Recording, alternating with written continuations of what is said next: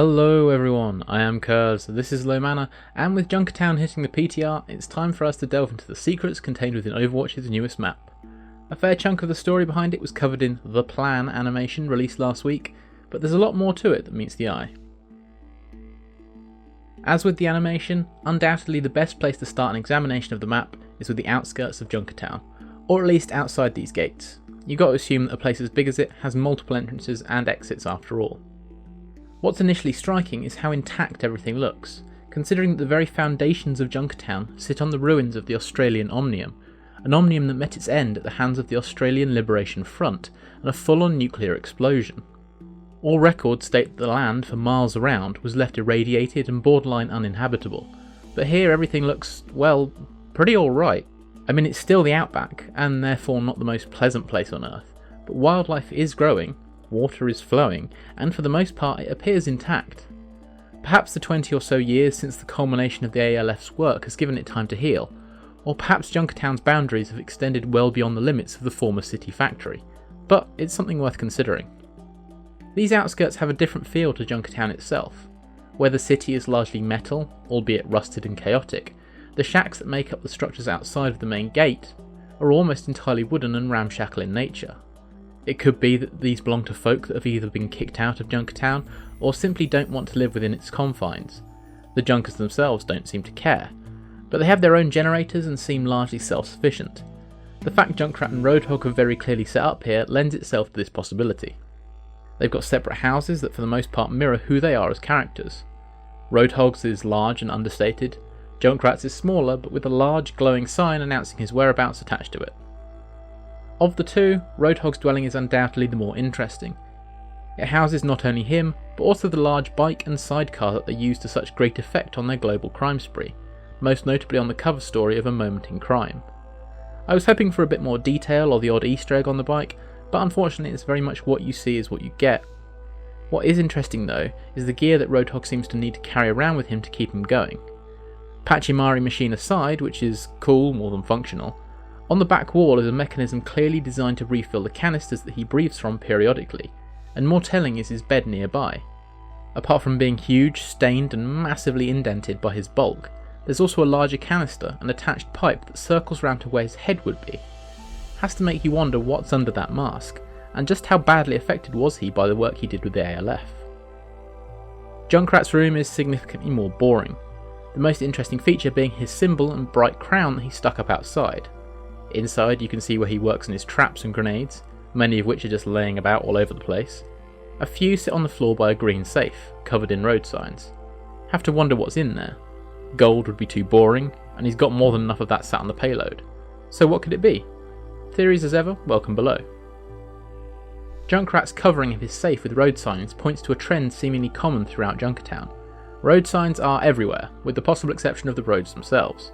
From fueling signs to walk signs through to kangaroo and even koala warnings, the Junkers have ripped them all down and bolted them to random parts of the scenery. The most amusing one of these for me is the large former motorway sign that simply reads Perth with an arrow pointing right. It's travelled a long way from Western Australia to now have the words Scrapyard emblazoned over the top of it. Why? Anybody's guess, I guess. Even before we enter the city we get a feel for it and its denizens. A glance around the skyline of Junkertown shows us multiple chimneys spewing smoke into the sky, and if you follow the cliff edge around, there are two large pipes dumping a dark liquid out into the water below. Junkertown is a city of surprising industry, but it doesn't give a damn for the environment around it. It makes sense considering they reclaimed the land by blowing it up to begin with, I guess, but it's a massive contrast to places like Numbani and Oasis. Follow the cliff round, and at the base of it a pile of debris and scrap shows up. It's kind of hard to make out at a distance, but I'd hazard a guess that a large amount of this scrap will be Omnic in nature. Few places on Earth are as anti-Omnic as Junkertown after all. Venturing past the gates that shut Junkrat and Roadhog out so unceremoniously in the plan, it swiftly becomes clear that Junkertown isn't quite the chaotic, lawless mess that we in the Overwatch community had long believed it to be. There's actually a surprising amount of organisation, from the binoculars mounted on the ramparts, though given the proximity of the cliff I have no clue what they're hoping to see, through to the numerous posters telling the gatekeepers to make sure our two Junker friends never make it back inside the city. Just behind this, we find the true reason for these instructions, and the thing that the Overwatch community has been mostly focusing on since the map's announcement, the Queen of Junkertown. Posters of her are dotted around the map, and while they're all heavily skewed to the red end of the spectrum, we still see enough of her to get a good feel for this self-styled monarch, who seems to have brought some semblance of order to the chaos of the outback.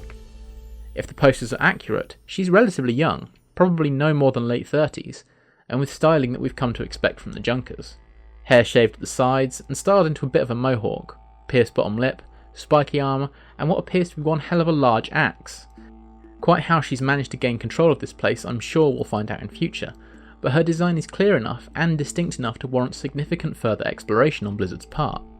I have my doubt as to whether she'd become a new character.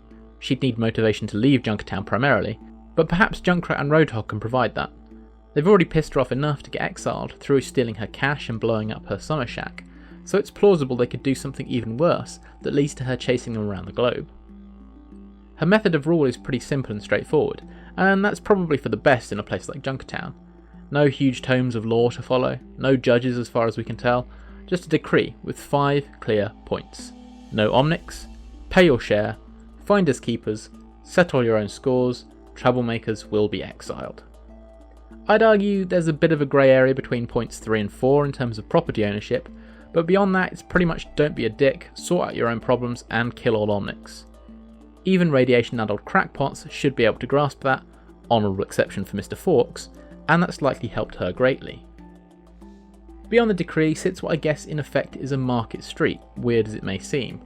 From the koala takeaway, no, definitely no longer a takeout, I'm with our Australian cousins on this, that sells what mostly looks like Chinese food, through to Wolfswood Pub, the gastronomic needs of the Junkers are catered for. Both of these places speak to the make-do nature of the city, from burner lights through to chairs made out of toilets, car tyres, or just straight up lifted out of the cars themselves. The other 2 stores here are very Junker in nature, namely Bruce's Rec Yard and Swagman's Needlepoint Tattoo Parlour. Aside from the extremely Australian name on the storefront, Bruce's Rec Yard does raise a couple of questions. The vast majority, if not all, of the tech that makes up the Junkertown environment looks cobbled together and piecemeal at best, and Bruce's backs this up on the whole.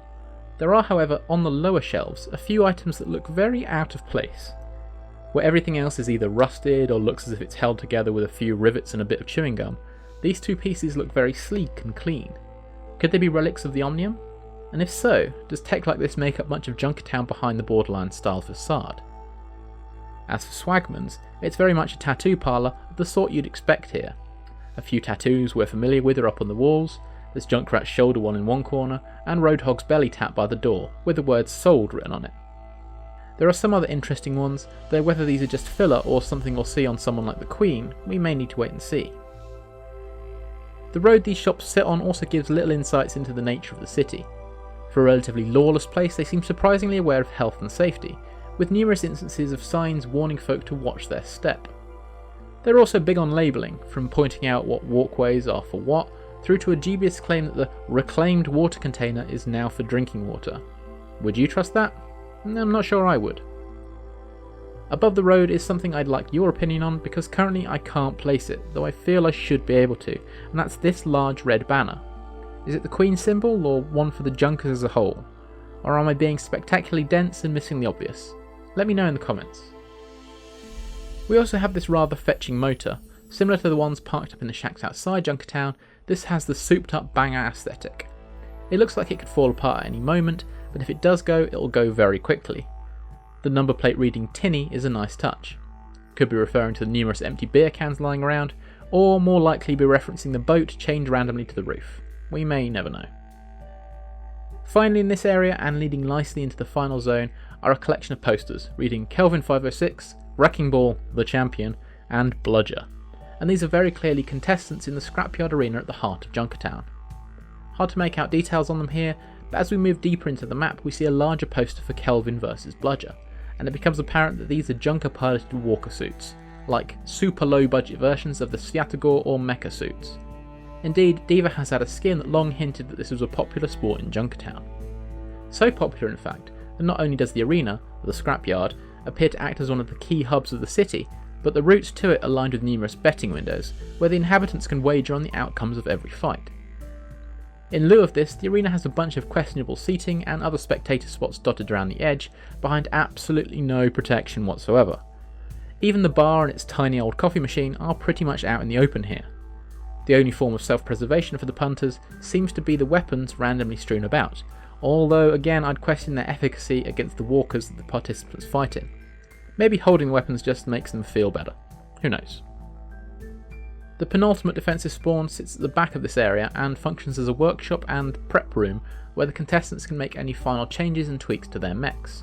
Indeed, right now we can see the mechs belonging to Kelvin and Bludger in their little holding bays, buzzing away merrily even while their pilots are nowhere to be seen. My guess is they're fighting for the right to take on Wrecking Ball, as he seems to have the champion title, but that's just a best guess.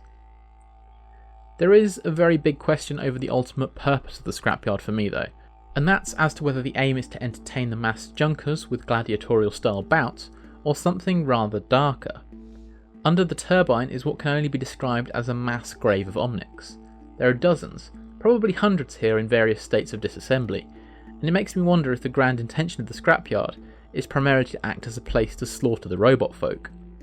We know the Junkers hate Omnics, and with all the history between them, that's pretty understandable, but you also have to remember that the ALF blew up the Australian Omnium decades ago, and presumably most of the Omnics went with it. Despite that, they seem to have a continuous supply of Omnics to beat up and disassemble. Do they have a supply of them somehow? Are they going Omnic hunting across the civilised parts of Australia? Are parts of the Omnium maybe even still functional? Whatever the answer, it's pretty damn dark. And of course, overseeing all this carnage sits the ramshackle throne of the Queen of Junkertown. She's super close to the action and is pretty much out in the open, but I'm guessing she can more than take care of herself. The cobbled together nature of her throne is amusing given what sits behind it, with a taped up seat and a breeze block replacement leg, but it fits the general aesthetic. In keeping with a dark theme, she has a severed Omnic head to hand, likely more for show than to pop out random Hamlet quotes at will, but you never know. The reason her dodgy throne is so amusing is, as I said, due to what lies behind it. A stash fit almost to make Smaug the dragon green with envy. The Queen has a phenomenal amount of wealth for a place like Junkertown, so much so that the booty Junkrat and Roadhog are bringing on the payload would barely make a dent in it. Does this come from her pay your share decree, or does she have other sources? Perhaps fingers in pies that link to other events elsewhere in the world? After all, Junkertown can't exist as an isolated beacon of insanity forever, but in what manner would the Queen and her subjects fit in the wider world and story? Thanks for watching this look into the lore of Junkertown. What are your takes on the Queen? Will we see her as a playable character, or something else? And how about that Omnic graveyard? What map would you like to see Blizzard throw our way next? Let us know in the comments below.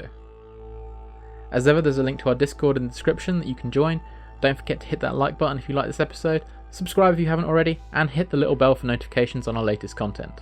Until next time, I've been Kurze, thanks for watching.